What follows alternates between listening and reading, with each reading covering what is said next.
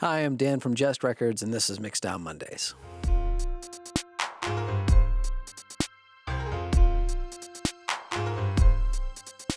Last week we talked about gating. This week we're going to talk about mix bus compression. We talked about compression before in another video. So we use compression on audio to narrow the dynamic range, making loud sounds quiet and quiet sounds louder. But what is mix bus compression? Mix bus compression is adding a stereo compressor on the entire mix. And the mix bus is the final output of your DAW. When applied correctly, this adds that glue to your mix, bringing everything together. Now you can use about any compressor plugin, stock, aftermarket, but what's important is how you use it. I personally like the Universal Audio SSL plugin, which is designed after the SSL console, having the stereo compressor be at the very end of that console. So here are some important things to keep in mind when you're using a mix bus compressor. First, add it at the very beginning of starting your mix. Don't make the mistake of adding at the end after you've already spent all the time setting your levels, getting your balance, panning your instruments, just to have it thrown in at the end and throw everything off. So you should be mixing to the stereo bus compressor. Once applied, don't use too high of a ratio. Try to stay around 2:1 or less. If you're going above 2:1 ratio, you're probably doing something wrong in your mix that you need to revisit. So ratio is calculated by how much compression is being applied once the signal reaches the set threshold. If you set your threshold to -8 dB and your ratio is 2:1, any signal that passes the -8 dB threshold by 2 dB will be compressed to 1. If it passes it by 8 dB, it's going to be compressed to 4, and so on. Next is your attack time. Now, this is tricky because there isn't really a one-size-fits-all for how to set your attack, but what you don't want is too fast of an attack, because that will squash your transients. See, the transient in your audio file is that initial hit, that, let's say, drums or a guitar coming in or vocals. It's that peak where the audio is passing through the compressor.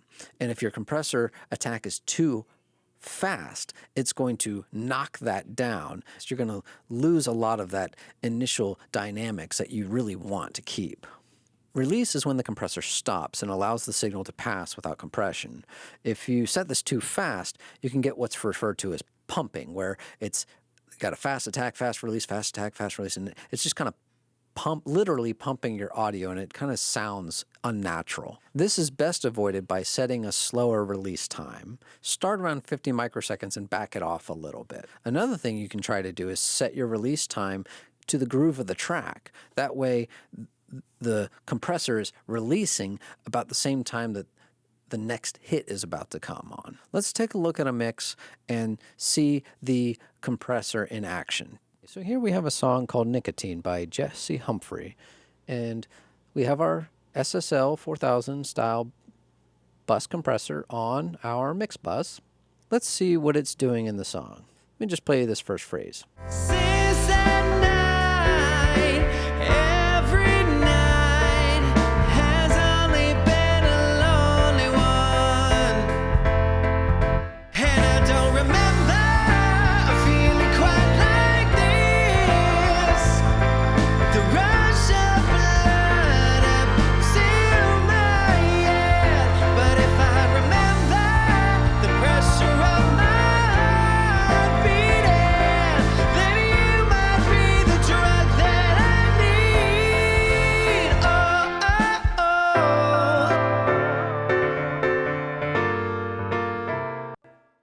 Excellent. Okay, so let's see what this compressor is actually doing. I'm just going to switch it on and off right here to see if we can really hear what it's doing. I don't remember feeling quite like this. The rush of blood up to my head, but if I remember the pressure of my heart beating, then you might be the drug that I need.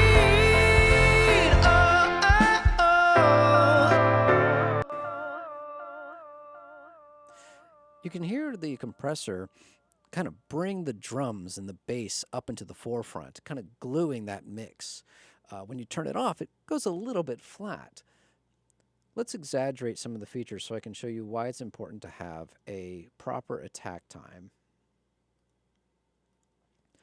If I increase the attack time at this threshold here, you're going to hear the transients get squashed. You move like magic and you dance like fire, and I don't dare to dream of you. Since that night, every night has only been You actually hear a little bit of pumping too when it's set too fast because of the release time here. So let's put that back to where we want it, about 3 microseconds. Let's get the threshold back to where we want it. You move like magic and you dance like fire, and I don't dare to dream of you. Since that night. Let's see what happens if we increase the ratio. This would be too high of a ratio here, 10:1. You move like magic and you dance like fire, and I don't dare to dream of you.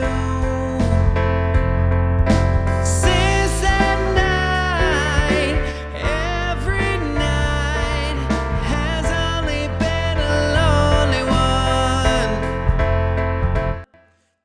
You can hear the extremes between turning on and off the compressor when the ratio is just too high.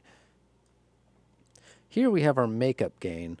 What that's doing is it's turning the gain back up post-compressor to kind of balance it out. Let's see what happens if I mess with that. You move like magic and you dance like fire, and I don't dare to dream of you. If I turn up the makeup gain too much, which I really rather keep it just around here, you can see I got a little digital clipping there, which is definitely not what we want. Once again, you want to put your mix bus compressor at the start of your mixing session. Set the parameters that you want, set your ratio to 2:1, and give a little playback. See what it needs to have for your release and your attack time. Set your threshold to where you believe it's going to need to be. That way you don't overcompress. And start your mix session. Mix to that mix bus compressor. 'Cause if I remember the feeling of the air around your skin with such precision, if I remember the taste of your voice on my cheek, then you might be the drug that I need.